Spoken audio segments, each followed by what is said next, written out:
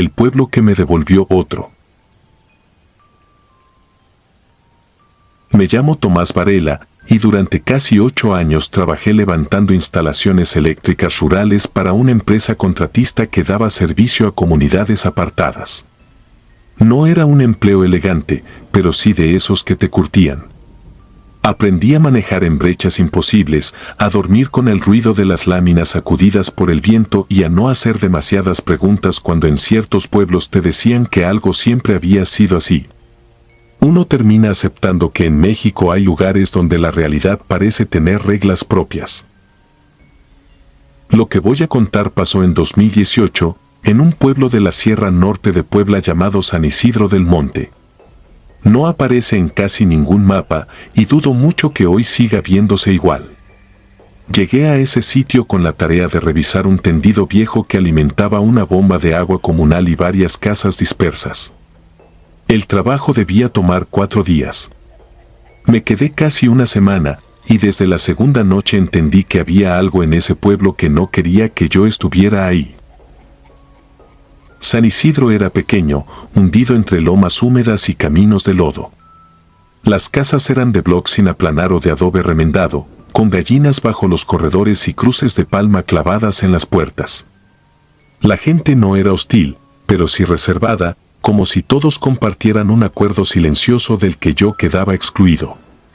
El comisariado me prestó un cuarto junto a la tienda del pueblo, y desde que bajé mis herramientas noté un detalle raro: en casi todas las viviendas había espejos cubiertos con telas oscuras.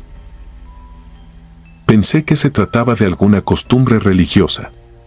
No le di demasiada importancia hasta la tarde en que pregunté por el transformador más alejado, el que según mis planos estaba instalado rumbo a una zona llamada El Carrizal.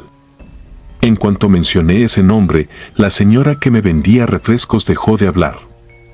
El comisariado me dijo que por allá no había nada que revisar, que la línea estaba muerta desde hacía años y que era mejor concentrarme en la bomba.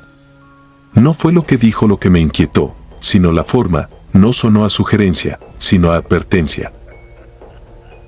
Yo venía cansado, con prisa por terminar, y cometí el error de sentirme más listo que ellos. A la mañana siguiente salí solo con mi equipo, siguiendo la línea antigua entre matorrales, postes podridos y tramos de cable caído. El sendero se iba cerrando a medida que avanzaba. Había marcas extrañas en algunos troncos, cortes verticales rellenos con cera negra. Encontré también listones rojos amarrados a las ramas bajas y pequeños montones de sal mezclada con plumas. No parecían ofrendas improvisadas, sino señales colocadas para delimitar algo. Unos 40 minutos después llegué a una construcción de piedra a medio caer, como una capilla vieja o una bodega comunal abandonada. El techo ya no existía. Adentro olía a humedad rancia y a humo. En el suelo vi restos de veladoras, botellas con líquidos amarillentos y varias fotografías ennegrecidas por el tiempo. Lo que me hizo detenerme fue una de esas fotos. Aparecía un hombre parado frente a la misma construcción. Al principio pensé que era casualidad, hasta que me di cuenta de que llevaba mi mismo casco amarillo, mi misma chamarra gris con reflejantes y una mochila idéntica a la mía. Se me secó la boca. La foto era vieja, muy vieja. Los bordes estaban carcomidos y la imagen tenía ese tono sepia de lo antiguo, pero el hombre era yo. No alguien parecido. Yo. Escuché entonces un golpe detrás de mí, como si una piedra hubiera caído. Me di la vuelta, pero no vi a nadie. Salí de ahí con una sensación muy clara de estar cometiendo una estupidez. No corrí, aunque quería hacerlo.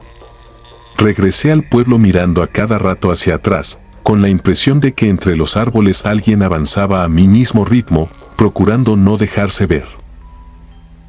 Al entrar a San Isidro, el ambiente había cambiado. La gente que antes apenas me saludaba ahora me observaba sin disimulo. 2 niños que jugaban en la calle se metieron a una casa al verme. El comisariado estaba esperándome afuera de la tienda. No me preguntó dónde había estado, lo sabía.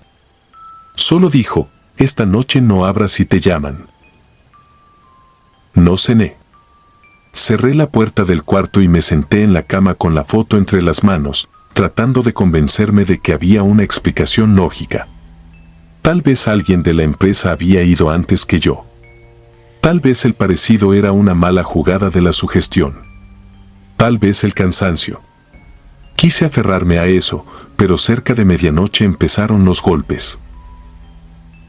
No en la puerta. En la ventana. Golpes suaves, espaciados, como dados con las uñas. Apagué la lámpara y me acerqué apenas lo suficiente para mirar por una rendija.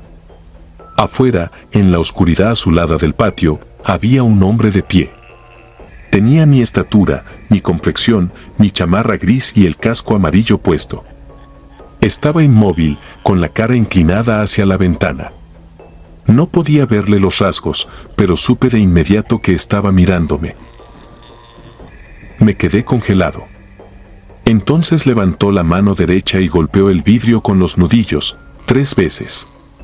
Después habló con mi voz, exacta, gastada, baja. «Ábreme, que no me dejaron entrar». Sentí un frío insoportable en el estómago. Retrocedí sin hacer ruido. Afuera siguió ese golpeteo por varios minutos, siempre pausado, siempre paciente. Luego cesó. No dormí. Me quedé sentado hasta el amanecer, con la espalda contra la pared y un cuchillo de cocina ridículamente inútil en la mano. Cuando salió el sol, la puerta de mi cuarto estaba marcada por fuera con tierra húmeda. No eran huellas normales. Parecían manos embarradas que hubieran tanteado la madera buscando una forma de abrir. Fui directo con el comisariado. Me recibió como si ya supiera lo ocurrido. No se sorprendió cuando le enseñé la foto. Solo palideció. Me dijo que años atrás, antes de que yo llegara, otro técnico había entrado a El Carrizal sin permiso. También venía solo. También ignoró las advertencias. Según ellos, regresó distinto.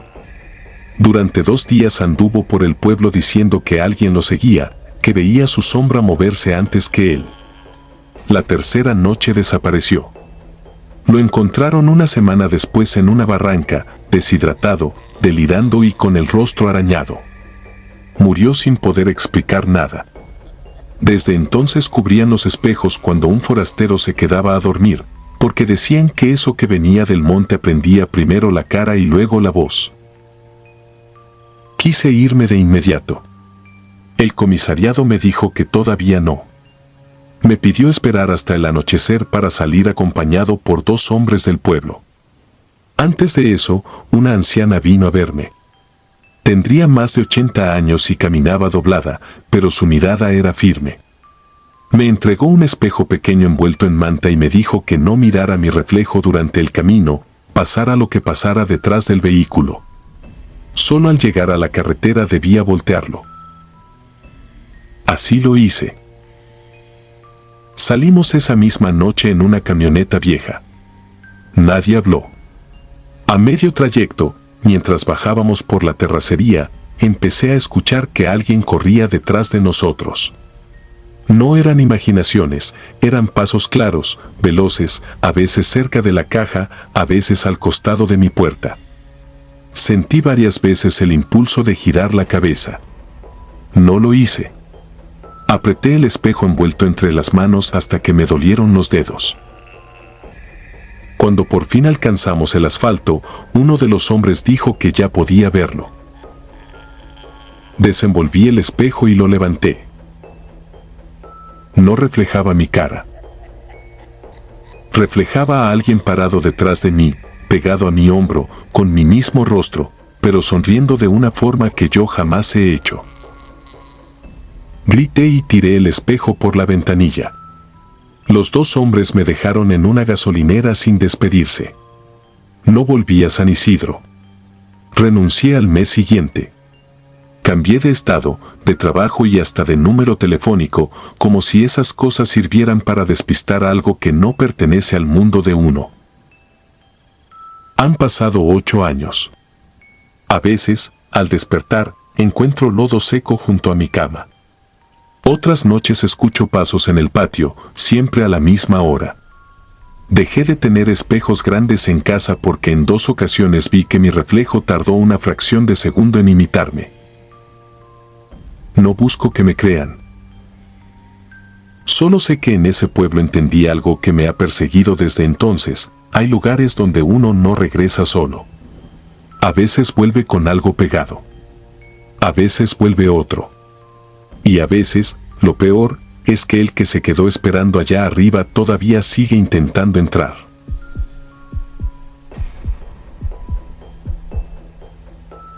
La campana del pozo.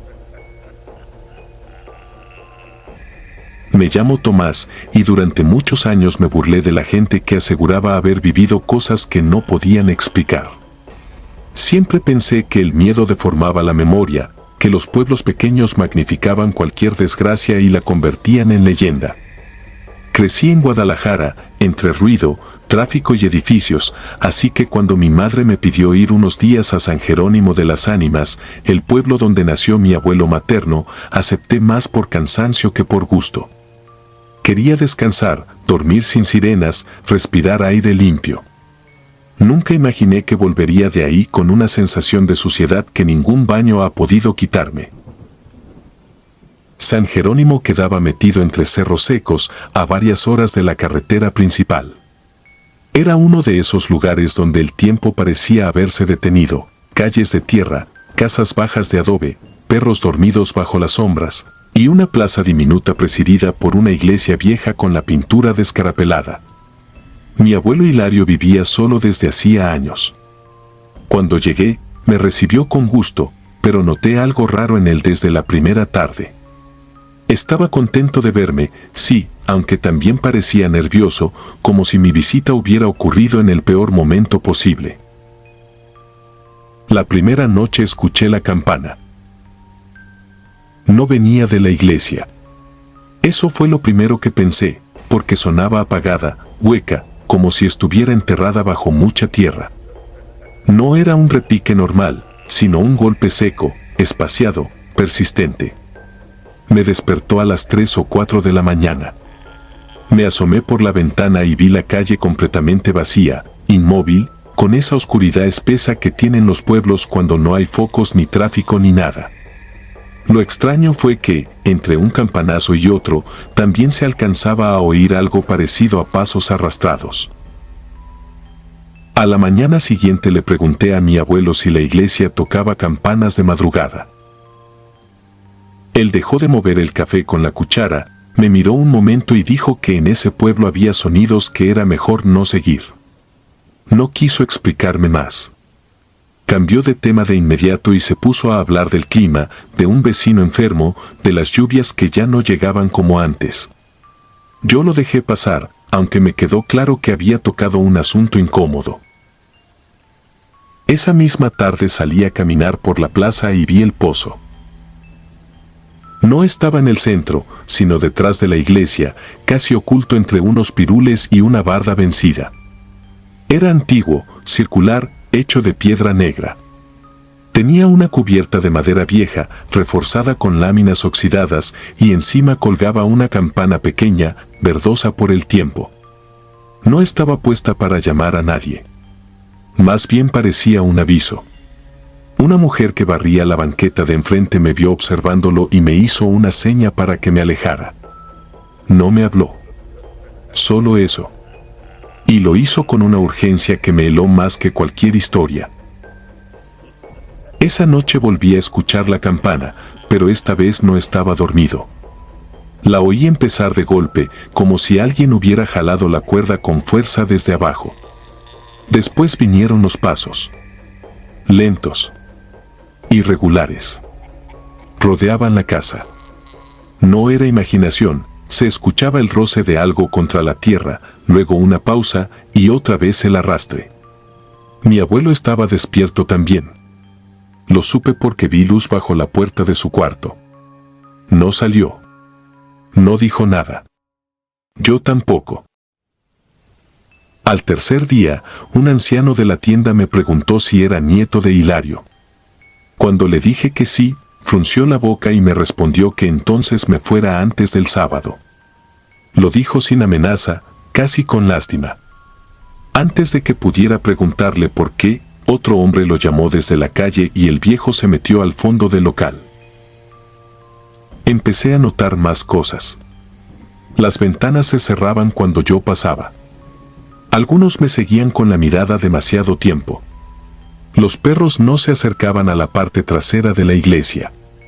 Y mi abuelo, cada vez más pálido, comenzó a poner sal en los marcos de las puertas al caer la tarde. El viernes por la noche, por fin me confesó algo. No completo, no de frente, pero lo suficiente para romperme la calma. Años atrás, cuando él era joven, una niña desapareció cerca del pozo. Después desapareció otra. Luego un hombre borracho al que encontraron despedazado dentro, aunque oficialmente dijeron que había caído. Desde entonces, cada cierto tiempo, alguien oía la campana antes de que ocurriera otra desgracia. Los del pueblo llegaron a la conclusión de que el pozo no llamaba a cualquiera, sino a quienes tenían sangre de ciertas familias antiguas, las mismas que habían ayudado a cavarlo donde antes hubo entierros clandestinos de la guerra cristera. Mi bisabuelo había sido uno de esos hombres. Yo quise irme al amanecer, pero esa madrugada desperté fuera de la casa. Todavía no entiendo cómo ocurrió. Me dormí vestido, con la mochila lista junto a la cama, y abrí los ojos arrodillado frente al pozo. Tenía las rodillas llenas de tierra y las uñas rotas, como si hubiera intentado aferrarme al suelo. La campana colgaba inmóvil sobre mi cabeza, pero el sonido seguía ahí, dentro del brocal, resonando desde una profundidad imposible. Entonces vi que la tapa estaba corrida. No recuerdo haber gritado. Solo recuerdo haberme asomado. Al fondo no había agua. Había escalones tallados en la piedra, húmedos, bajando en espiral hacia una oscuridad más densa que la noche. Y en uno de esos escalones estaba mi abuelo, de espaldas a mí, inmóvil, con la cabeza inclinada como si estuviera escuchando algo. Le dije su nombre, pero no respondió. Empecé a bajar para alcanzarlo y entonces vi que no estaba solo. Más abajo había otras siluetas, quietas, pegadas al muro, unas encima de otras, como gente esperando turno en un pasillo muy angosto. Mi abuelo giró apenas la cara. Lo suficiente para que yo viera que tenía la boca llena de tierra. Corrí sin mirar atrás. Llegué a la casa al amanecer, vomitando, con los zapatos empapados de lodo negro. Mi abuelo no estaba. Ni sus cosas. Ni su sombrero. Ni su bastón. Fui con la policía del municipio, pero me dijeron que él había salido la noche anterior rumbo a casa de un primo en otro rancho. Lo dijeron demasiado rápido, como una versión ensayada. Nadie quiso acompañarme al pozo. Me fui ese mismo día. 2 semanas después me llamaron para avisarme que mi abuelo había muerto de un infarto en el pueblo y que lo habían enterrado allá. Nunca me mostraron el cuerpo. Mi madre lloró, yo guardé silencio y no dije una sola palabra de lo que vi porque entendí algo horrible. En San Jerónimo no estaban ocultando una superstición, sino una costumbre. A veces, cuando todo está en silencio, escucho esa campana debajo de otros ruidos. En el motor del refrigerador, en las tuberías, en el zumbido del ventilador de techo. Y desde hace un mes, al despertar, encuentro tierra bajo mis uñas. Suscribirte y darle like ayuda mucho a este canal. Si ya has escuchado mi contenido antes, te ha gustado y estás disfrutando lo que escuchas en este sector, te agradeceré que presiones el botón de suscribirse. Sin más interrupciones, continuamos. Las luces. Me llamo Esteban, y durante mucho tiempo pensé que la gente exageraba cuando hablaba del miedo que se respira en ciertos pueblos. Crecí en la ciudad, rodeado de ruido, de focos encendidos toda la noche y de vecinos que apenas se conocen. Por eso, cuando mi primo Ramiro me invitó a pasar unos días con él en un pueblo de la Sierra de Puebla, acepté más por curiosidad que por ganas. Hacía años que no lo veía. Me dijo que necesitaba ayuda para arreglar la casa que había heredado de su madre, una casa vieja de tejas oscuras, levantada a la orilla del pueblo, justo donde terminaban las últimas parcelas y comenzaba el monte. Llegué en noviembre de 2018, en plena temporada de frío. Desde la primera tarde sentí que el lugar tenía algo raro, aunque no supe explicarlo de inmediato. No era solo el silencio, ni la neblina que bajaba temprano y se enredaba entre los árboles como humo. Era la actitud de la gente. Me saludaban con educación, pero en cuanto Ramiro mencionaba que yo me iba a quedar varios días, algunos me miraban con una mezcla de lástima y desconfianza. Una señora que vendía pan junto a la plaza me preguntó si iba a dormir en la casa del llano. Cuando le dije que sí, dejó de sonreír. Solo me respondió que cerrara bien las ventanas al anochecer. No le di importancia. En los pueblos siempre hay leyendas. Uno aprende a escucharlas con respeto, pero también con cierta distancia. Esa misma noche, mientras cenábamos café con pan y huevos con chile, le pregunté a Ramiro por qué su casa tenía esa fama. Él tardó en contestar.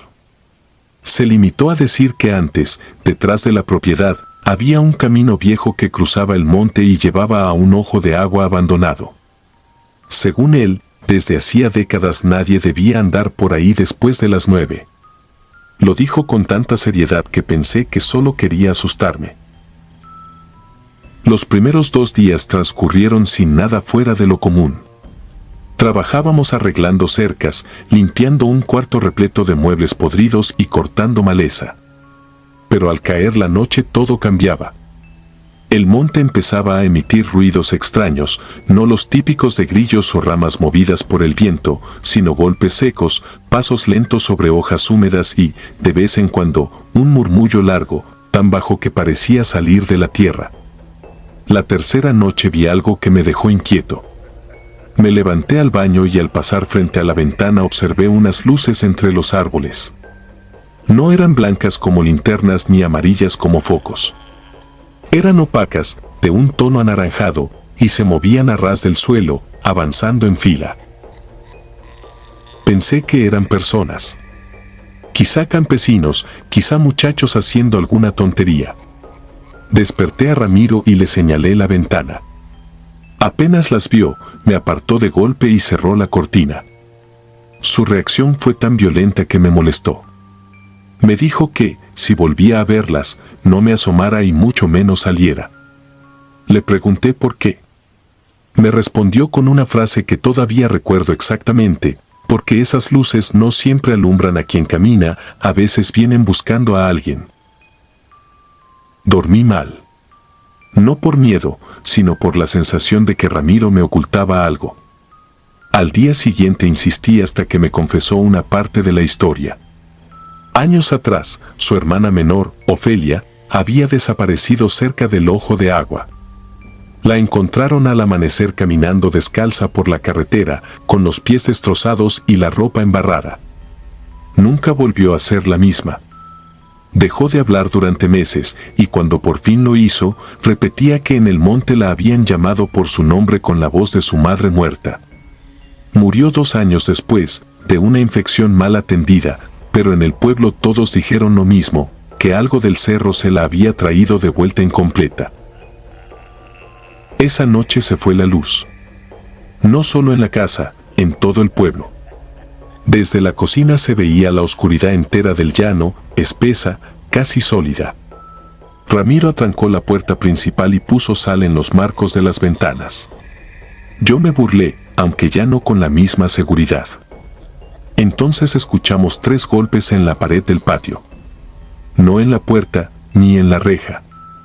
En la pared, como si alguien hubiera llegado caminando desde el monte y hubiera tocado directamente el adobe.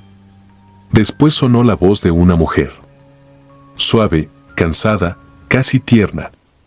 Llamó a Ramiro por su nombre. Lo vi palidecer de una manera que no le conocía a nadie. Se quedó inmóvil, con los ojos llenos de agua, mientras la voz seguía hablando afuera. Le decía que abriera, que tenía frío, que la dejara pasar. Era la voz de su hermana. No una parecida.